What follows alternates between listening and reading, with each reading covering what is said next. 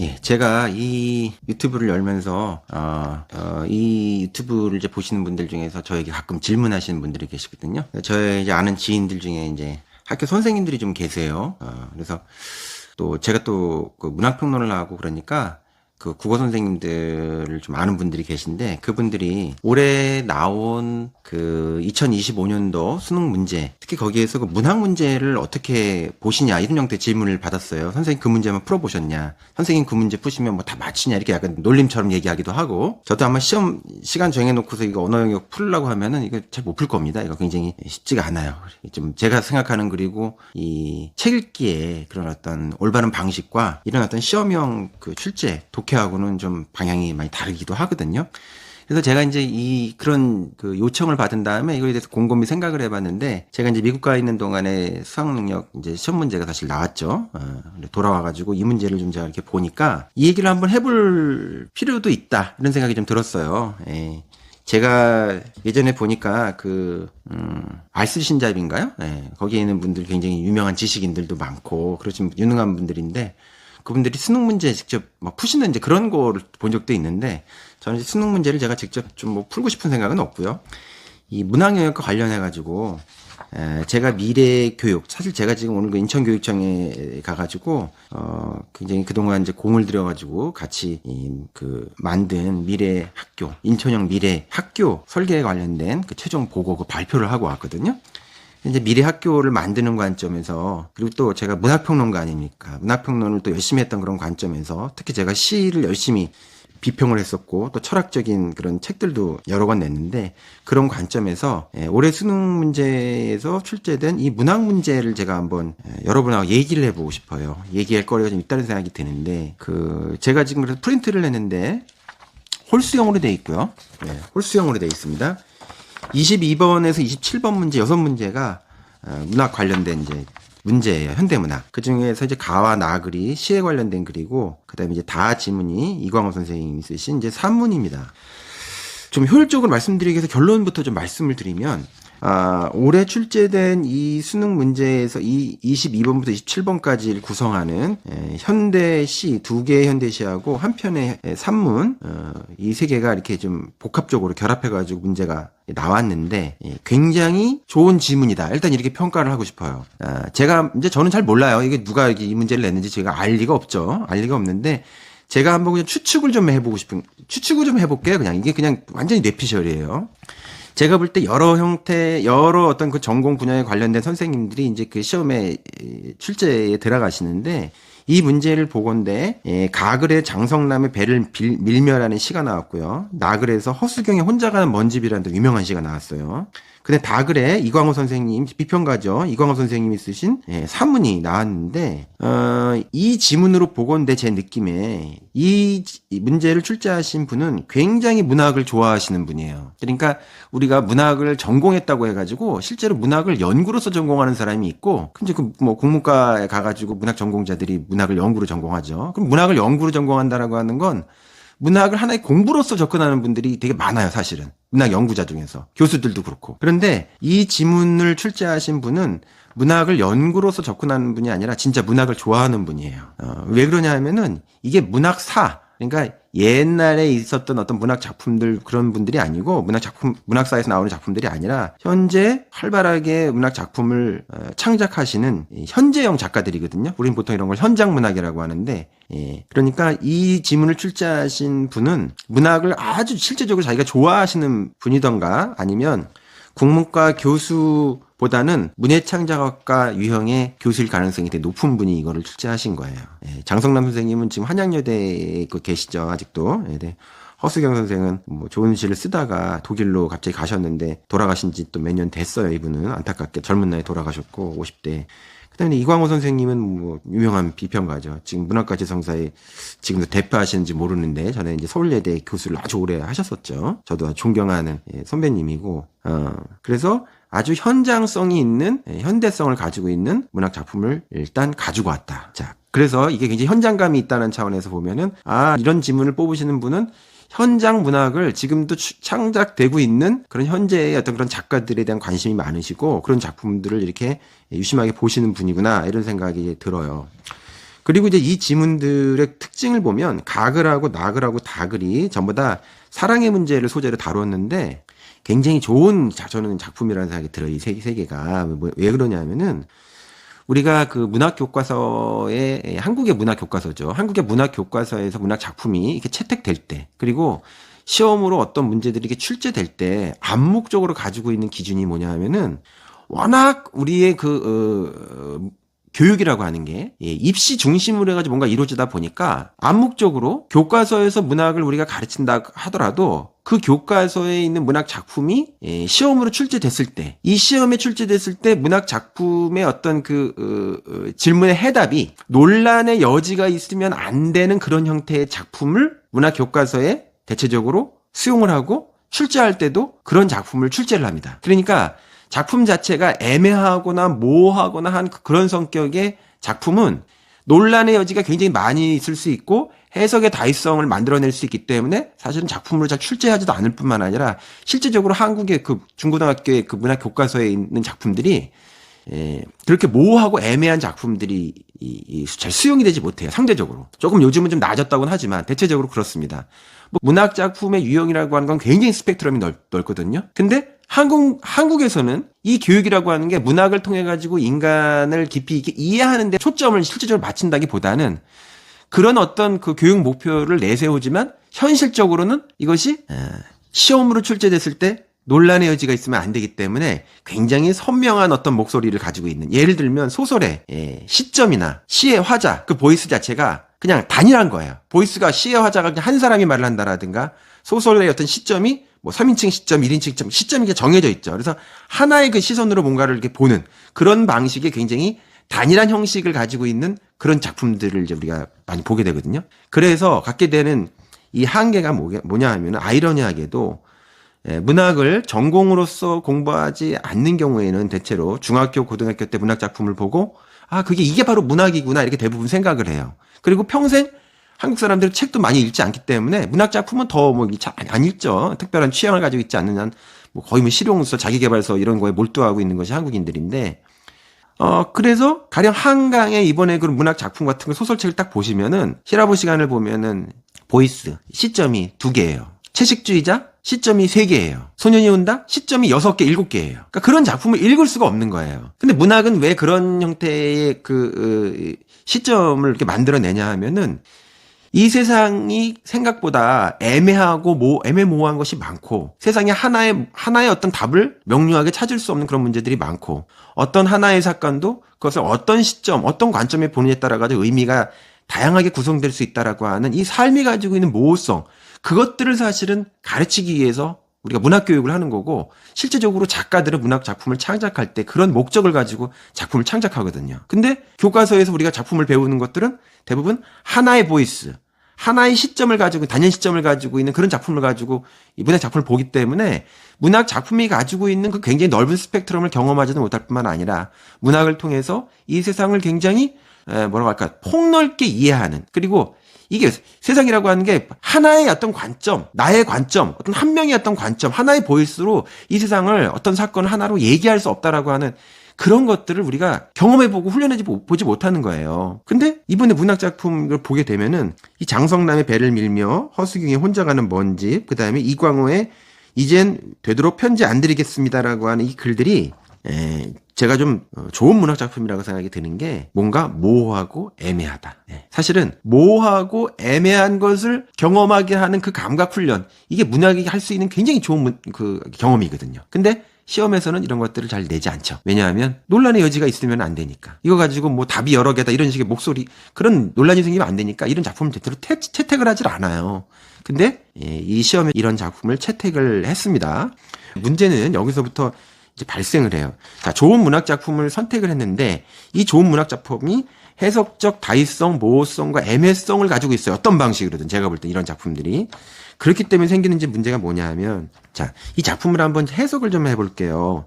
이 작품 자체를 일단 해석해 보고서 시간이 이게 될지 모르겠습니다. 이 세 작품 다 설명한다라고 하는 게, 자, 장성남의 배를 밀며라는 이제 그런 시인데, 이 시를 보면, 자, 배를 민다. 배를 밀어보는 것은 아주 드문 경험. 희 번덕이는 잔잔한 가을 바닷물 위에 배를 밀어놓고는 온몸이 아주 추락하지 않을 순간의 한 허공에서 밀던 힘을 한껏 더해 밀어주고는 아슬아슬이 배에서 떨어진 손, 순간 환해진 손을 허공으로부터 거둔다. 사랑은 참 부드럽게도 떠나지. 되지도 않는 길을 부드럽게도. 배를 한껏 세게 밀어내듯이 슬픔도 그렇게 밀어내는 것이지. 배가 나가고 남은 빈 물 위의 흉터. 잠시 머물다 가라앉고. 그런데 내 안으로 들어오는 배여. 아무 소리 없이 밀려 들어오는 배여. 자, 이 시의 전문. 이 시는 일단 그냥 간단하게 이 시에 대해서 좀 얘기를 해볼게요. 배를 밀며. 자, 제목이 배를 밀며예요. 배를 밀었다거나 혹은 배를 밀다라고 하지 않고 배를 밀며라고 얘기했거든요. 이런 것도 좀 오묘한 거예요. 배를 밀다라고 하는 이 배를 미는 행위 자체를 뭐라 할까요?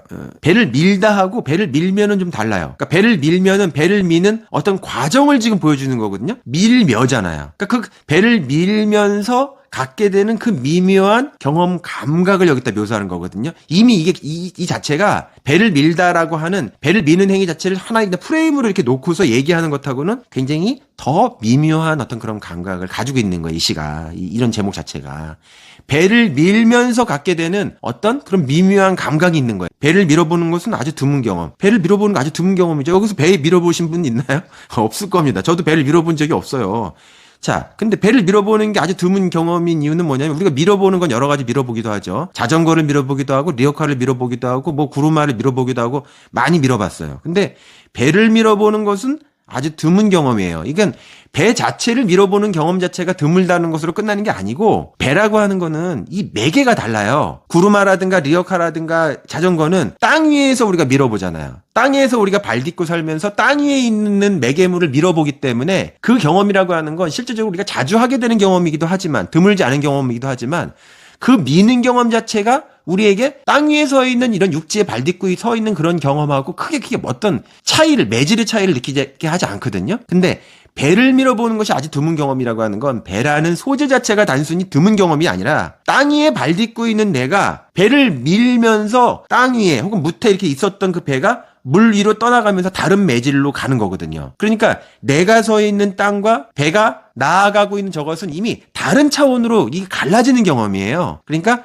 배를 밀어보는 것은 아주 드문 경험, 완전히 다른 매질로 다른 차원으로 뭔가 존재가 나눠지는, 그것도 하나는 나는 여기에 서 있고 내가 밀어낸 어떤 것들은 다른 차원으로 넘어가는 그런 형태의 경험이라는 거는 아주 드문 경험이다. 이건 인생에서 그런 형태의 메타포로 우리가 본다고 한다면 인생에서 이렇게 다른 차원으로 완전히 뭐가 이렇게 갈라지는, 나와 대상이 갈라지는 그런 경험은 아주 드문 경험이라는 거예요.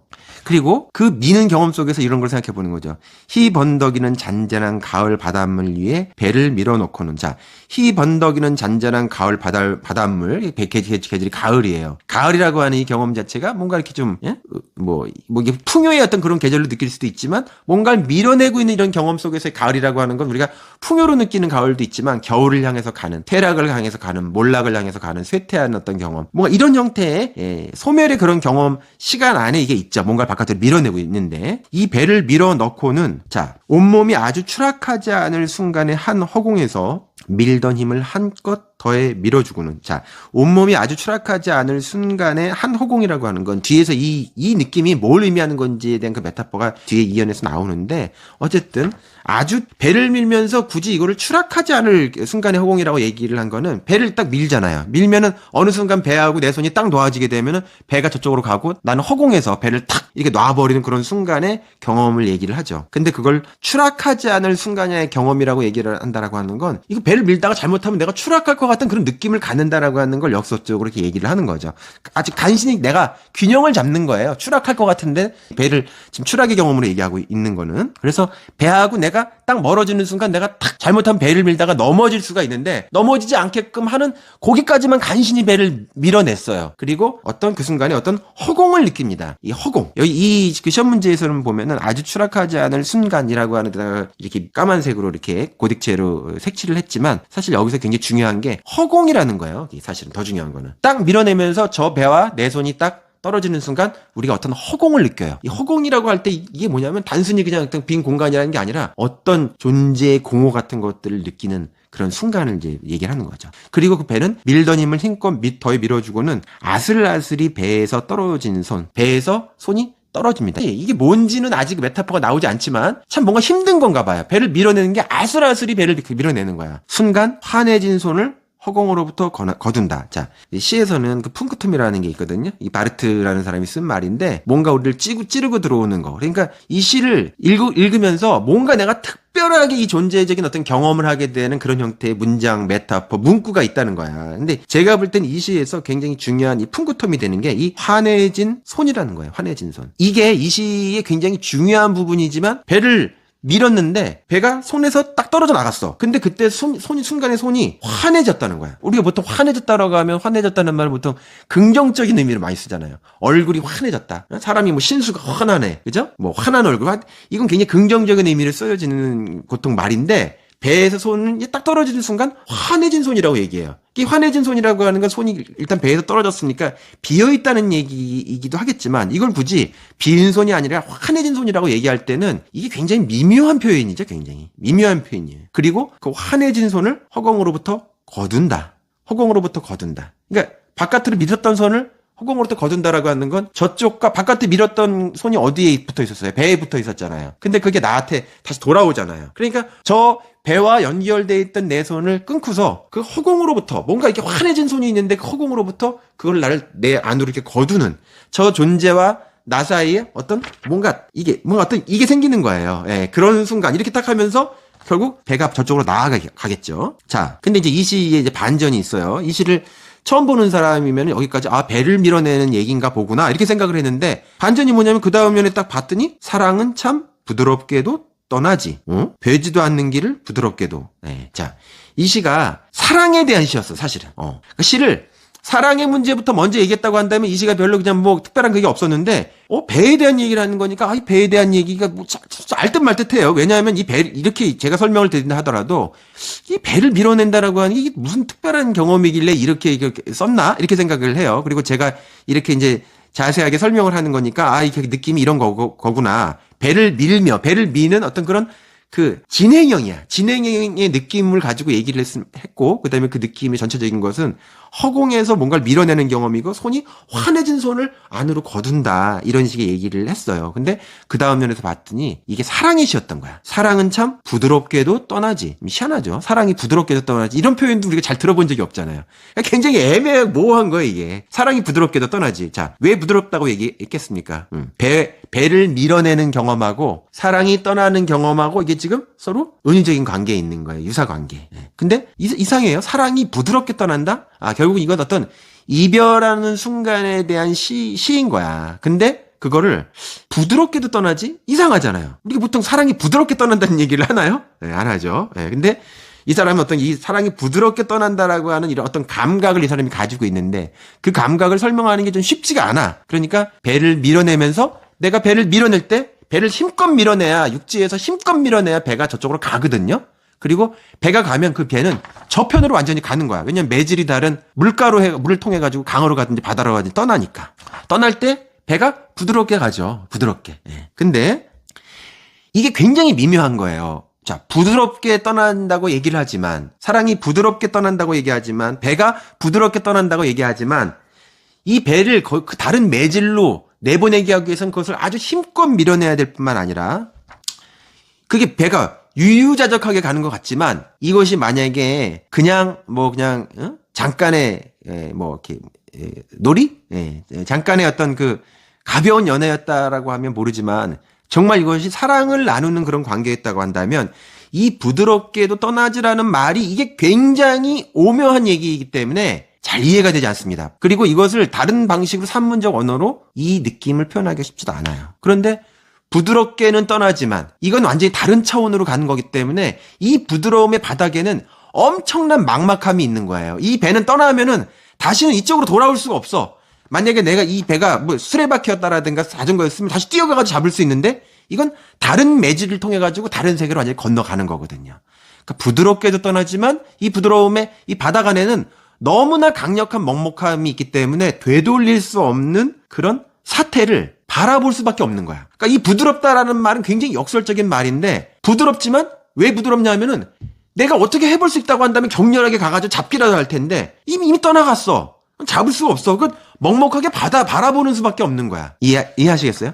아주 미묘하죠. 그러면서 되지도 않는 길을 부드럽게도. 자, 되지도 않는 길은, 자, 저 배를 내가 타고 있었던 배였을 수도 있고, 나하고 어떤 관계가 있었던 배였을 수 있죠. 근데 이게 사랑이니까 아주 나하고 특별한 관계가 있었던 배였을 거예요. 근데 일단 그 배가 떠나게 되면은 이 배가 가는 길은 그 배가 가는 길도 보이지 않는 길이고, 그 배를 떠나보내게 한 다음에 나의 길도 이제는 보이지가 않아요. 그리고 떠난 배나 나나 두 사람의 이 관계를 통합적으로 볼 때도 이 관계는 보이지 않는 길을 이제 가게 되는 거죠. 근데 그걸 부드럽게도 이렇게 표현해요. 이렇게 시가 이렇게 이게 지금 섬세하다고요, 사실은.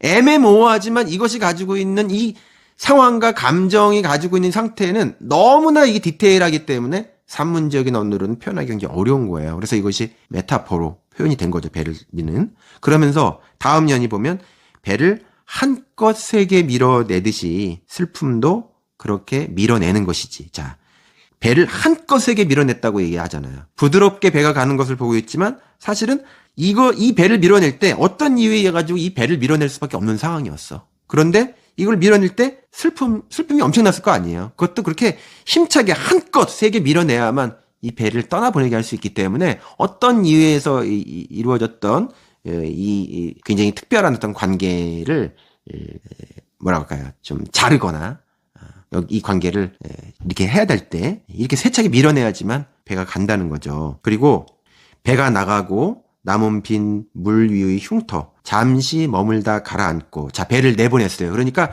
그걸 멀리 먹먹하게 바라보면서 배가 흘러가면서 이런 걸 이렇게 바라보고 있는 거죠. 그러면서 배가 이렇게 나가고 있으니까 내 마음에 있었던 그 흉터가 처음에 굉장히 뭐가 있었겠죠. 있었는데 물이 이렇게 물결을 만들다가 결국 물결도 이렇게 잦아드는 것처럼 남은 빈 물 위에 나의 흉터가 있었던 것도 어느 시간 있다가는 결국은 가라앉아서 없어져요. 자, 근데 이제 이게 마지막에. 그런데, 이 시의 마지막에. 그런데 내 안으로 들어오는 배여. 아무 소리 없이 밀려 들어오는 배여. 자, 배를 한껏 밀어내가지고 그렇게 보냈고, 부드럽게 가는 것처럼 그것을 보면서 뭔가 복잡 미묘한 그런 심리를 가지고 있으면서도 막막하게 그것을 그냥 바라보면서 관조하고 있었어. 그리고 내 안에 있었던 그런 흉터가 잠시 잃었지만 그것을 가라앉혀가지고 이 사태가 끝난 건 줄 알았어. 자, 근데 사랑의 문제는 거기서 끝나는 게 아니라 그 다음에 후폭풍이 있는 거야. 그때부터 사실은 이 다음 사건이 거기 또 다시 일어나는 거거든요. 그러니까 어떤 특별한 관계를 맺었던 그 관계라고 하는 거는 그렇게 해가지고 끊어내는 것도 힘들지만 배를 세차게 밀어냈다고 해가지고 내가 막 힘들었다가 그것을 가라앉혔어. 어느 시간이 끝난 것 같아. 근데 그게 정말 진정한 어떤 관계였다고 한다면 거기서 끝나지가 않죠. 그 흉터는 거기서 끝나는 게 아니에요. 그래서 끝난 줄 알았는데 갑자기 그런데 내 안으로 들어오는 배요. 아무 소리 없이 밀려 들어오는 배요. 아무 소리 없이 밀려 들어오는 그 배는 그 보냈던 배가 다시 내 안으로 들어오면서 그 시간을 어떻게 그렇게 쉽게 그냥 금세 끊어낼 수가 있겠어요. 끊어질 수가 없는 거죠, 그거는. 예. 인간이 AI가 아니고 기계가 아닌 이상 이게 어떻게 끊어질 수 있겠습니까? 그러니까 자기가 제어할 수 없는 어떤 감정이었던 상태로 다시 그것이 휘말리고 그 시간이 절대로 절단되는 것이 아니라 시간은 끊어지지 않습니다. 내 안으로 다시 그게 들어오는 이 아무 소리 없이 밀려 들어오는 내 안으로 들어오는 배는 이런 그 또 사랑이라고 우리가 얘기되지만 아주 특별한 관계를 맺었었던 어떤 그런 존재와의 인연이라고 하는 거는 내가 내 마음의 어떤 그런 의지를 가지고 그냥 어떻게 한 번에 할 수가 있는 게 아니에요, 사실은. 그래서 우리 사랑이라고 하는 걸 타자성을 경험하는 타자성이라고 하는 건 인문학에서 내가 어쩌지 못하는, 내가 어쩔 수 없는, 컨트롤할 수 없는 그 어떤 바깥에 있는 무엇이란 말이에요. 그것을 경험하게 되는 굉장히 사건이죠. 그러니까 우리가 교육에서 주체성이라고 하는 것을 굉장히 강조하지만 주체적인 그런 의지만으로 이 세상이 되지 않는다라고 하는 것을 우리가 배우는 것도 좋은 어떤 인생의 경험이고 또 배움인데, 문학에서 특히 이런 사랑의 문제, 문학이 그런 것들을 가르쳐주고 인생에서는 그런 사랑이라고 하는 것들을 우리가 경험하게 되면은 이런 것들을 우리가 배우게 되는 거죠. 자, 그 다음에 나시와 다시가 있는데 시간 관계상 제가 나시와 다시는 기회가 있을 때 한번 이야기를 하던가 말던가 이렇게 한번 하겠습니다. 자, 오늘 제가 얘기는 여기 있는 문학 작품 자체를 여러분들한테 그냥 말씀드리려고 하는 것이 아니고, 자, 이런 형태의 문학 작품이 나왔을 때 이걸 가지고 시험 문제를 어떻게 내는지 한번 여러분들하고 점검해 보려고 하는 거예요. 사실은 이 작품 자체를 본다기보다는 일단 그렇지만 작품을 봐야만 이 문제를 우리가 이야기할 수 있기 때문에, 문제를 뭐 평가한다고 얘기할 수는 없어요. 이 문제를 얘기할 수 있기 때문에 말씀을 좀 드린 거예요. 근데 일단 저는 이 가시가 이 문학적으로 볼 때 굉장히 단조적이고 정적으로 보이지만 굉장히 이 안에서는 뜨거운 것들이 이렇게 일렁이고 있는 다이나믹이 이 감정 안에 있는 거예요. 근데 그것을 아무렇지 않게 억누르려고 아무리 하더라도 잘 되진 않는 거죠. 그런 시입니다, 이게. 근데 굉장히 이게 애매하고 모호한, 굉장히 아주 미묘한 방식으로. 문제는 이제 그 다음부터예요. 뭐냐 하면은, 자, 이런 형태의 문학 작품을 우리가 출제했을 때, 자, 우리가 가나 다시를, 다 작품을 다 봐야만 여기에 있는 6문제를 다 풀 수 있는 형태의 문제가 있거든요. 그렇게 통합적인 문제는 일단 넘어가고, 이 가를 대상으로 한 문제를 잠깐 볼게요. 이 가를 대상으로 한 문제를 보면은, 23번 문제, 홀수형 문제 23번 문제에서 어떻게 출제가 됐냐면, 이게 지금 나에 관련된 문제도 그렇고, 다에 관련된 문제도 그렇고, 결국 이런 형태의 문제로 돼 있거든요. 예. 근데, 자, 이렇게 애매하고 모호한, 디테일한 섬세한 감정을 우리가 문제로 출제한다고 하면은, 이런 형태의 문제라고 하는 건 해석의 다이성을 발생시키기 때문에 사실은 출제자로서는 피하고 싶은 형태의 유형의 문제예요. 그런 형태의 지문이에요. 그러니까, 그런데 바꿔서 뒤집어서 얘기를 하면은 이런 문학 작품을 우리가 공부하고 경험한다라고 하는 건 굉장히 소중한 거거든요. 자, 근데 여기서 이제 우리 교육에 문제가 발생하는 거예요. 저는 3가지 차원의 문제가 여기에 있다고 봐요. 어떤 문제가 있냐면, 문학 작품으로 이 작품이 이렇게 나왔어요. 근데 우리가 이런 작품을 이 시험 문제를 출제되기 전에 봤을 수도 있고, 이 시험 문제 이런 문제를 풀면서 처음 본 사람도 있을 수가 있습니다. 근데 어쨌든 간에 그건 중요하지가 않아요. 중요하지 않고, 자, 우리가 교육 과정을 경험한다라고 하는 건 사실은 궁극적으로 이 시험을 보기 위해서 문학을 배우는 게 아니거든요. 시험을 위해서 공부를 하는 게 아니라 삶에 대해서, 인생에 대해서 우리가 알기 위해서 사실 공부를 하는 거죠. 예. 근데 이런 작품 경우에 우리가 배를 밀어본 경험을 한 사람이 없어요. 근데 이거는 사실 배를 밀어본 경험이 아주 드문 경험이니까, 배를 밀어본 경험이 대부분 없을 텐데 그게 뭐가 문제냐 이렇게 얘기할 수 있어요. 그거 넘어가자고요. 근데 이 배를 밀어보는 경험은 하나의 메타포로 쓰였거든요. 뭐에 대한 경험에 대한 메타포로 쓰였냐면 사랑에 대한 경험의 메타포로 쓰였어요.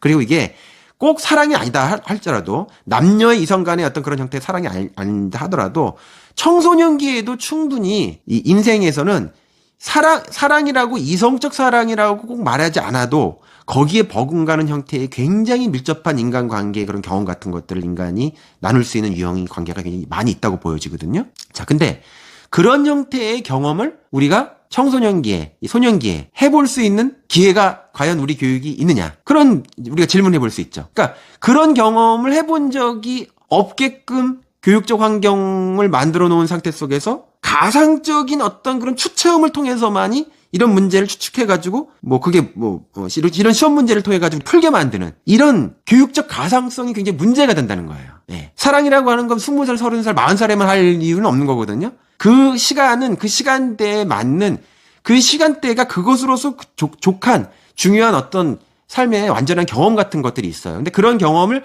충분히 할 수 있는 계기 같은 것들을 우리 교육이 제공해주지 않은 상태 속에서 이런 경험을 시험 문제를 통해서 갑자기 추리하게끔 만드는 이런 형태를 우리가 이제 하고 있다는 거예요. 자, 또 이 시가, 그럼 우리가 이런 거를 사랑 이런 거 그런 거 꼭 해봐야 되느냐 이렇게 얘기하실 수도 있어요. 근데 그런 게 아니었다 하더라도 이 시를 우리가 하나의 문학적 가상으로서 하나의 교실 안에서 그냥 그런 걸 경험해보지 않지만 가상적 경험을 통해 가지고 인생에 대해서 이렇게 배운다, 이런 관점을 이 작품을 수용한다 하더라도, 이런 관점으로 이런 작품을 수용하려면 이렇게 디테일한 어떤 느낌을 우리가 이해하려고 하면은 시간을 충분히 둔 상태 속에서 이런 작품을 경험하게 해야 되거든요. 다시 말하면은 이런 미묘한 경험을 위해서는 이런 경험이 책상 위에서 하는 공부일지라도 충분하게 문학 작품을 시험 문제가 아니라 문학 작품으로서 우리가 경험할 수 있게 하는 그런 여유를 학생들에게 줘야 된다는 거예요. 그렇지 않은 상태 속에서 평가 체제로만 이런 것들이 갑자기 나오고, 이런 것들을 지금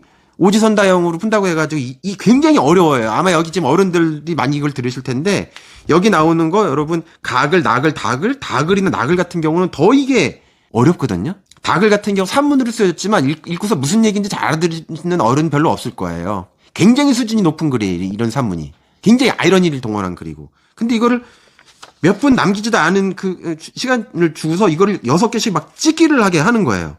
이거는 시간을 들여가지고 음미해야만 이 미묘함을 우리가 터득할 수가 있거든요. 자, 그런데 이런 문제를 하나도 아니고 가나다, 세계 전부 다 이렇게 미묘한 아주 디테일한 섬세함을 가지고 있는, 다시 말해서 시간과 공을 들여야만 이것이 무엇을 의미하는지에 대해서 알 수 있는 그런 형태의 지문을 놓고서 아주 빠른 시간 내에 이것을 풀게끔 만들었어요. 다시 말하면 해석을 해야 되는 작품을 정보 유형의 어떤 텍스트로 바꿔버린 거예요. 이게 굉장히 아무리 좋은 문제를 아무리 좋은 의도로 지문을 뽑았다 하더라도 이런 식의 객관식 문제로 찍기 문제를 내기 시작하면은, 이렇게 빠른 시간에 문제를 내기 시작하면 해석적 텍스트를 정보 유형의 텍스트로 전락시킨다. 문학은 정보가 되기를 거부하기 위해서 쓰는 것이 문학이거든요. 문학은 정보가 되기를 거부하는 텍스트예요. 그렇기 때문에 다의미성을 만들어내는 거거든요. 근데 그런 작품을 실제로 사용하는 방식은 정보 텍스트로 이것을 추락시킨다는 거죠. 그리고 이 문제를 이제 낸 사람이, 이 작품이 굉장히 좋은 거예요. 좋은데 자기도 이 문제를 선택을 해놓고서 그 다음에 여기서 딜레마가 생기는 거예요. 이렇게 애매한 다의성을 가지고 있는 작품을 국가 시험의 중요한 수능이라고 하는 문제로 출제를 했을 때 논란의 여지가 전혀 없게 하기 위해서는 그럼 어떻게 해야 되느냐라고 하는 그런 딜레마를 갖게 되죠. 자, 원천 텍스트 자체가 애매하니까. 그러니까 어떻게 하냐면은 23번 문제를 보시면 1번, 2번, 3번, 4번, 5번에 보시면 1번 가에 대한 이해로 적절하지 않은 것 이렇게 얘기했는데, 자, 1번 아주 추락하지 않을 순간에 배를 밀던 손이 아슬아슬이 배에서 떨어진다는 것은 이별의 정서적 긴장감을 드러낸다. 참 설명을 잘하셨어요. 그러니까 이걸 출제하시는 분은 이 문학 작품을 보는 눈이 굉장히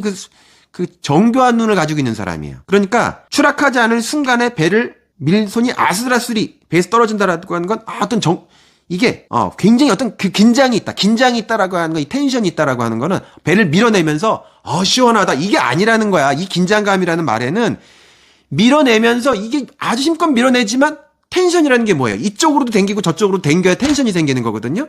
저쪽으로만 힘이 미는 힘만 있다고 한다면, 내 마음에 그걸 밀어내는 배척하는 힘만 있다고 한다면 긴장감이 안 생겨요. 시원하다 이렇게 되지. 근데 이게 그게 아니다라고 하는 걸 이분이 알기 때문에 정서적 긴장감이라는 표현으로 이걸 설명했어요. 자, 2번. 되지도 않는 길은 사랑이 떠나는 길이라는 점에서 이별의 막막한 상황을 공간의 형상으로 드러난다. 너무 설명을 잘하셨죠. 자, 3번. 슬픔을 밀어내는 것을 배를 밀듯 한껏 세게 밀어낸다고 한 것은 이별의 아픔을 떨쳐내려는 화자의 태도를 드러낸다. 맞죠? 뭔가 세게 밀어내려고 한다. 처음엔 배를 밀어내는 건 줄 알았더니 사랑을 밀어내는 거였어. 야, 이게 얼마나 자기도 아프니까 그냥 밀어내는 게 아니라 이 배를 밀어내는 게 그냥 밀어내는 게 아니구나. 나도 아프구나. 너만 아픈 게 아니라 나도 아프구나. 그러니까 이거를 떨쳐내려고 하는 그런 태도를 드러내는 거죠. 5번 먼저 읽어드릴게요. 4번이구나.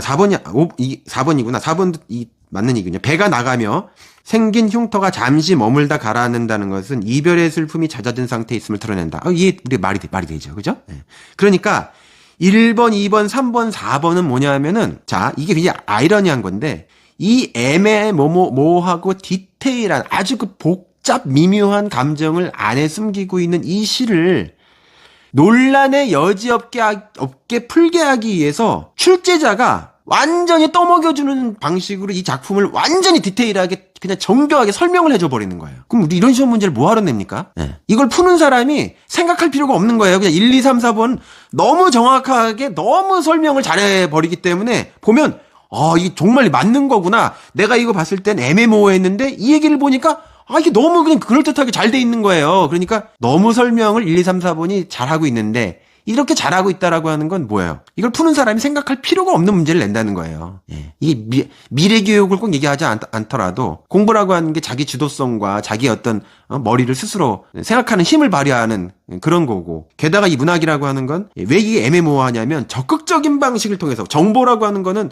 누구나 보면 알 수 있는 형태로 이렇게 되어 있기 때문에 그거는 인간의 머리에 어떤 적극성을 만들어내기가 어려워요. 그래서 이렇게 행간이 많은 애매모호한 알뜰말뜻한 것들을 내가 가지고 있는 경험, 원래 가지고 있던 배경 지식, 시대가 가지고 있는 어떤 맥락, 이 작가가 가지고 있는 어떤 상황, 이런 것들을 통합적으로 결합시켜가지고 의미를 적극적으로 구성하게 함으로써 이 의미를 구성하는 거예요. 이 독해라고 하는 건, 문해력이라는 게, 리터러시라는 게 의미를 구성하는 거고, 의미 구성의 최고봉이 바로 이런 시거든요. 문학이거든요. 근데 그런 작품을 출제하면서 이게 논란의 여지가 있으면 안 되니까 이걸 출제한 사람이 완전히 이것을 떠먹여주는 방식으로 설명을 다 정확하게 해주는 거예요. 그러니까 보니까 이게 맞는 얘기네, 맞는 얘기네, 이렇게 보는 거예요. 그러면서 5번이 떡 나오는데, 밀려 들어온 배는 아무 소리 없이 다시 돌아온 배라는 점에서 대상과의 재해가 예상대로 이루어짐을 드러낸다. 이거 바보 아닙니까, 이거? 5번 문제를 이거 누가 모르겠어요, 이게. 밀려 들어온 배는 지금 자기가 밀었던 배 아니에요. 밀었던 배가 근데 자기 갑자기 나갔던 배가 어떻게 다시 들어옵니까? 물리적으로 그냥 진짜 그 대상이 들어오는 게 아니라 내가 가지고 밀어냈지만 그 밀어낸 마음이 결국은 이렇게 완전히 밀어낼 수 없는 마음이라고 하는 걸 자기가 확인하게 되는 그런 감정의 소용돌이를 얘기를 하는 거지. 이게 대상과 지금 재회가 이루어지는 상황이라고 하는 걸 이게 지금 말이 되나요, 이게? 그러니까 정확하게 답을 알려주려고 하다가 보니까 5번과 같은 바보 같은 이런 답이 나오는 거예요. 누구나 맞힐 수 있는. 그러니까 이 문제는 1, 2, 3, 4, 5번의 보기를 먼저 딱 보면은 가글을 읽지 않아도 이것만 보고서도 문제를 맞출 수 있는 사람이 저는 눈썰미가 있으면 있다고 봐요. 이런 시스템을 계속 유지한다라는 게 무슨 의미가 있을까요? 예. 그러니까 좋은 의도를 가지고 문제를 내고 좋은 선구안을 가지고 작품을 선택했지만 문제를 푸는 사람의 어떤 인지적 적극성이라든가 의미의 구성성이라든가 자기 주도성 같은 것들을 완전히 봉쇄하는 방식으로 출제자가 오히려 답을 그냥 아예 제시를 해버리고 멍청한 답 하나를 거기다가 만들어 놓는 이런 형태의 시험이 지금 한국의 수능이에요. 예. 이 수능을 아무리 여기에 대해서 이걸 꼬고 비비꼬고 무슨 뭐 여기에서 뭐 변별력이 있고 없고 그 변별력이 있느냐 없느냐라고 하는 문제는 하나 중요하지 않아요. 실질적으로 이런 형태의 국가 평가 체계가 인간이 가질 수 있는 가능성 자체를 전체적으로 잘 특정하게 하는 그런 도구냐? 또 그렇게까지 되지 못한다 하더라도 노력한 사람과 노력하지 않은 사람들이 어떤 차이를 둘 수 있는 제도냐? 근데 이 노력이라고 하는 것도 의미 있는 노력이어야 되거든요. 예. 사고의 적극성 같은 것 전혀 발휘하지 못하는 형태, 이런 형태, 세계적으로 지금 볼 때 이런 형태, 한국 정도가 되는 이런 나라에서 이런 식의 객관식 시험 같은 것들을 계속 이런 방식으로 유지하고 이것이 큰 영향을 미치게 하는 그런 형태의 이런 그거는 정말 이제는 정말 많이 지양해야 돼요. 예.